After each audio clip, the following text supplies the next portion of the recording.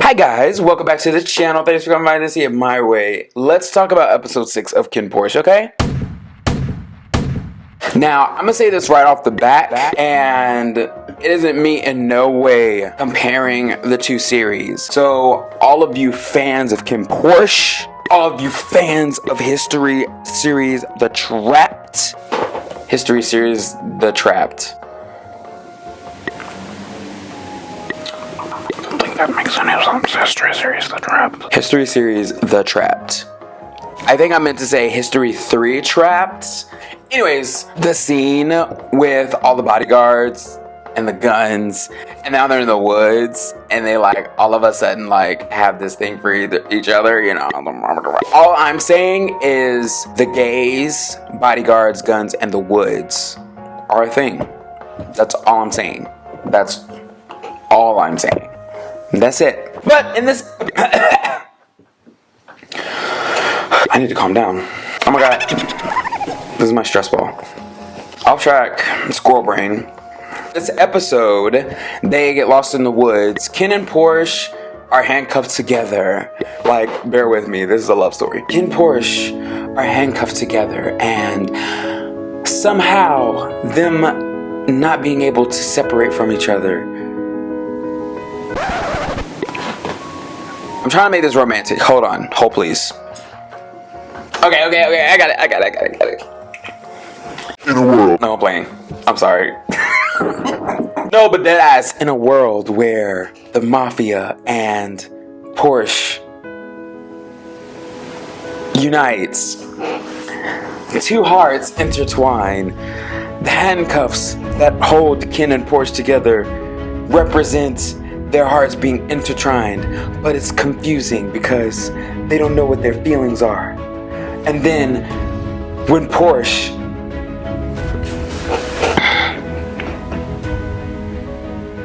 okay, this is not working, so I'm just gonna do my regular Ratchet reaction. It's not coming to me. It's not coming to me today, and I don't know why. They're in the woods and they're handcuffed together, so they're doing a lot of the, you know, things that two gays in the woods would do while they're handcuffed together, like try to find water, take off their shirts somehow. Again, apparently there is a way that they took off their shirts that makes sense in the human brain, and apparently it was explained on Twitter. I don't know. I'm gonna actually I'm gonna look it up right now. That's what I'm gonna do, because I don't believe it. I don't believe that they were able to take that shirt off, or their shirts off, without ripping a sleeve or something. It just doesn't make sense. Okay, let's see. Kinn Porsche take off shirt. I don't know what the shirt's for. So I just realized right now I'm just seeing this how to. Okay, here's one. Kinn Porsche, episode 6. All right, let's see if we see anything. Oh, this is nice. Oh my god, you guys are so talented. It's easy. You take it off until only the handcuffed arm is left, and then you pass the shirt along the space between your wrists. Right. I don't think that's how it works, but okay, if you say, yeah, the sleeves are not big enough, I don't care, like, to pass over a body. And if you do fit your head through the sleeves and then your shoulders through the sleeves, like, your sleeve is gonna be stretched out as fuck, and honestly, it's probably gonna rip. Apparently somebody posted like a whole detailed like diagram. I need to know. Wait. Someone, according to the picture, there's a shackle gap. Take off your shirt and pull it through the gap. So I guess they could like, and then pull it through the gap, but you wouldn't be able to.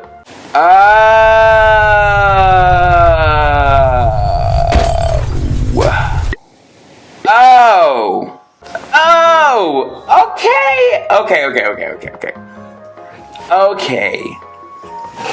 We're here. We're here. Okay. Oh! Okay, so there is a way that you can get your shirt off while you're in shackles. Okay, that's fine. That's fine. That's fine. We're here. We made it. But yeah, like, they were playing in the water and stuff and, like, cuddling in the water because Porsche was cold. He was like, I'm cold, daddy. And Kinn was like, I got you, baby. That's not what they said, but in my head, that's what they said. That whole situation, like, with Kinn and Porsche just being out in the woods and just being away from everything just made me feel so warm inside, even though at this point I was still kind of mad at Kinn for, you know, everybody knows the reason, and we'll get to that in a minute. But like, just the fact that Kinn was able to smile and laugh and just be a kid, because if you think, he's been born into this mafia world and he hasn't had a chance to just experience the world of just bullshitting, you know, just bullshitting around and just not having a schedule and not having a responsibility placed on him by someone else, which was, it warmed my heart.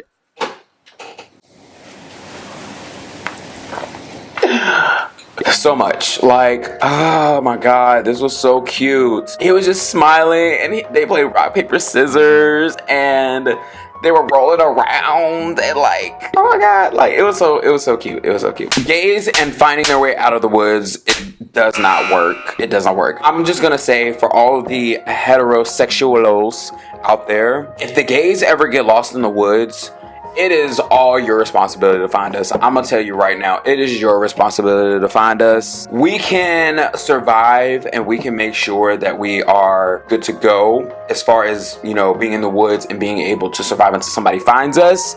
But finding our way out of the woods or finding our way out of this entire situation, it's not gonna happen. It's not, I'm sorry. It's just something that happens. I can't explain it. Just make sure you find us. Just make sure you find us, please. That's all I ask. Probably the funniest part of this entire episode for me was when Kinn was like, I wanted to be a singer. Not why in my reaction, I literally called it. I was like, watch his ass want to be a singer. Every time someone has a aspiration and they have this hard exterior, or their job is this very like kind of to the left type of thing, it's always like an entertainer, like in that umbrella. And he was like a singer. I was like, oh, here we go. But then in my head I was like, wait, can Mile actually sing? Because I don't know, his eyebrows, like the thickness of his eyebrows, just, it almost equates to the ability of him being able to sing for me, like in my head. And honestly, when he started singing, I could hear something. He had a little something, a little something, like he was just like he had the little vibrato in there, you know. And I was like, okay, we have something to work with. I mean, it's a little flat and it's a little, you know, como se dice, not quite there, but with a little work you could become a star type of thing. It wasn't bad. Porsche was laughing at him and I was laughing too, but it was cute. And then they hear their comrades. Oh, speaking of their comrades, Perth and whoever the guy is that was like shirtless in the bar pouring the like alcohol down his shirt and then, or down his body and stepping on old dude and big with their sleeves off looking like whole like snack. It was giving me very much Destiny's Child. And it was also giving me Charlie's Angels. Charlie's Angels, come on. Like, did anybody else see that? They fell into a canyon, a little small canyon, a little nook in the rocks. Okay, I'm not gonna lie, when I saw that, I thought they only fell like maybe a couple inches. No, they fell far as fuck. And I was like, okay, you know how people get hurt and they don't notice they got hurt? They're just like, oh, like, I'm fine. And then like they get up and either they have like, you know, a whole pole through their body, or, you know, their arm is broken to pieces, or like a limb is cut off, you know. I thought that was gonna happen because they were getting up really slowly and I was like, oh my god. I was like, oh my god. Ugh. I feel like somebody hurt more than they put off that they... But they weren't, so it's fine. But honestly, then that brings me to, how the hell did y'all fall that far into that like cave and not get hurt? Like, who broke whose fall? I guarantee Kinn broke Porsche's fall. It had to be. And then how did Kinn not get like impaled by a rock or break anything? I mean, they were limping, but like, damn, them some sturdy ass bones you got there, sir. Sturdy bones. We love a man with sturdy bones. Calcium. He drink milk every day. I know it. I just know it. But after falling to their near deaths, they have a moment, and I legit almost cried in this moment. And I love this part for everything that it represents, because not only did Kinn apologize and Porsche forgive him, but the most important part to me of this entire situation was, we all know that Kinn,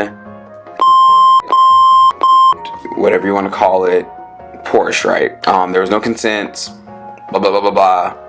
But I love the way that they showed that Porsche forgave him, because a lot of times we forgive people because they ask for forgiveness, whereas they shot this in a way where Porsche gained the power back from that situation. It was his choice, and it wasn't influenced by anything else.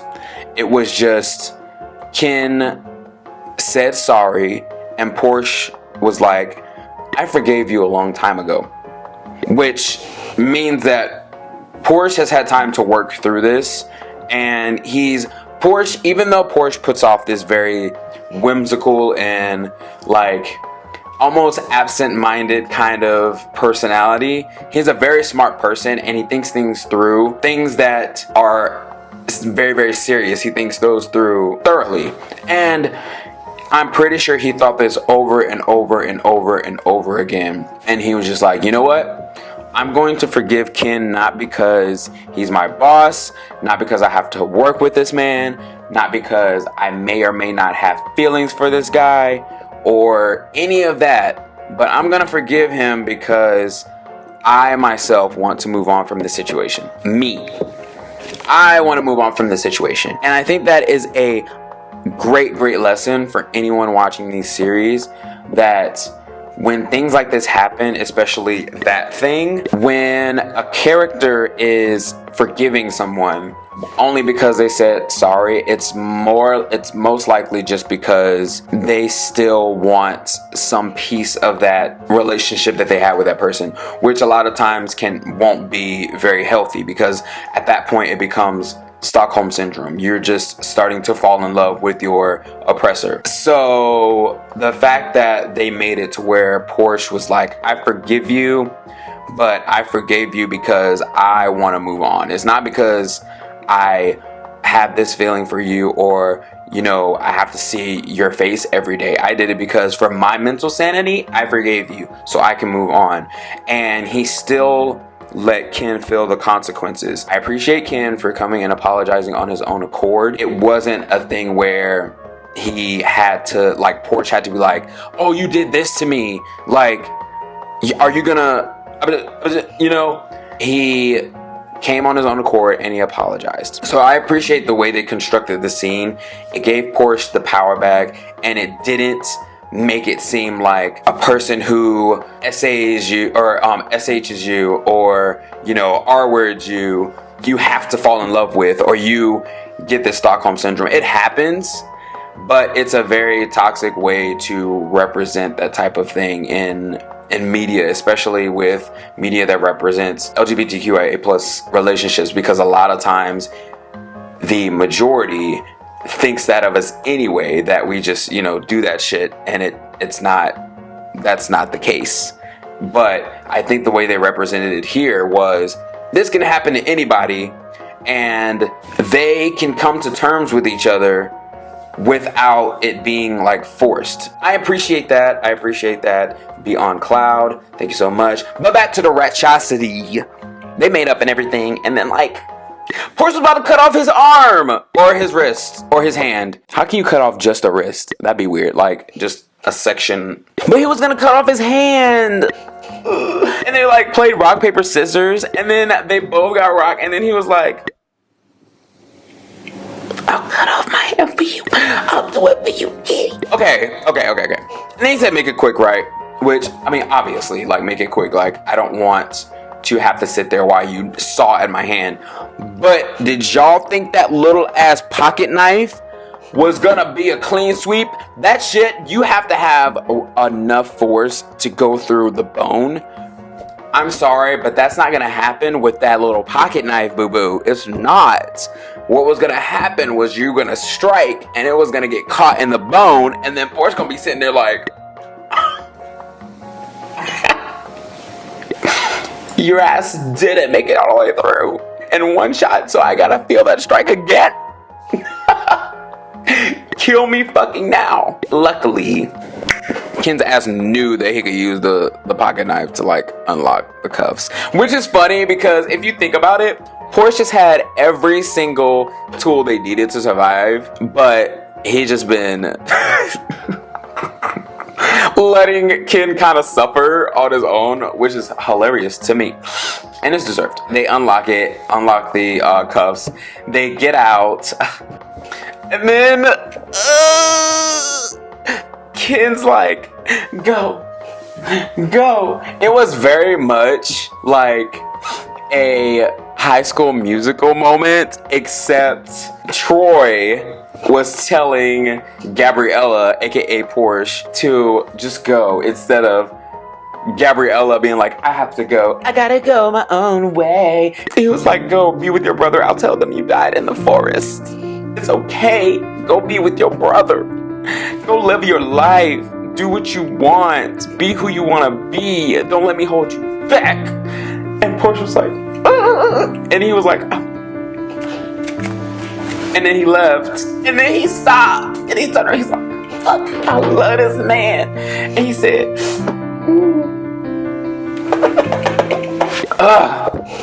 that whole scene was everything to me and more. It grew my edges back, like it filled my cavities, it cleared up my sinuses, my skin, my pores are gone. Don't look at my face, I don't want you inspecting.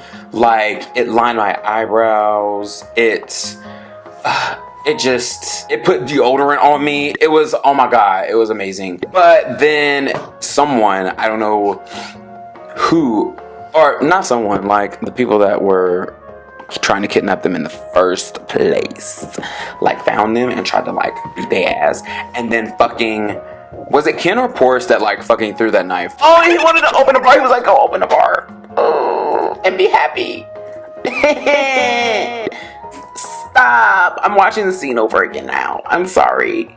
He's like, oh fuck, I love you. God damn. And Kinn was like, kissing ain't so bad. Oh my god. And then he's like, oh, like, it started shooting. They shot like fucking, they were trained. Yeah, it was Porsche. Porsche threw that knife in the back of that dude's head. Oh my god. Like, even if I didn't die, I would just like lay down and die, because I'm like, you know what, they obviously know what they're doing, so I'm just gonna bleed out. Then they got rescued by their peoples. Mr. Chime showed up. My boyfriend in my head, one of them. Kinn threw himself in front of Porsche as a shield, and I think it was a nice little full circle from when Porsche threw himself in front of Kinn and got like nicked by the bullet. But now Porsche is back, and it's crazy how he could have just left and he could have been like, no, I need to go see my brother, I need to like leave. But he was like, you know what, no, I'm gonna stand by Kinn. I'm gonna stand by my man, ride or die. Literally. Oh shit, Kinnporsche has a 9.9 rating. Pure. Who are y'all 4%ers and 3%? Okay, 4%. The 4-star I can understand. The 3-star so far, unless you wrote a review and you explain yourself, it's fake. Fake news. Fake news. Fake news. I don't believe it. We're gonna see what's gonna happen in the next episode. Apparently somebody's going undercover. Porsche's going undercover or something like that, and he has to deal with Vegas, which, as much as that scene with them riding on the motorcycle made me feel all the butterflies, Vegas is trash, and he's the one that drugged Porsche. So, and Porsche don't know it, or we think he doesn't know it. So who knows? But yeah, so that's gonna be it, guys. I hope you enjoyed. Bye.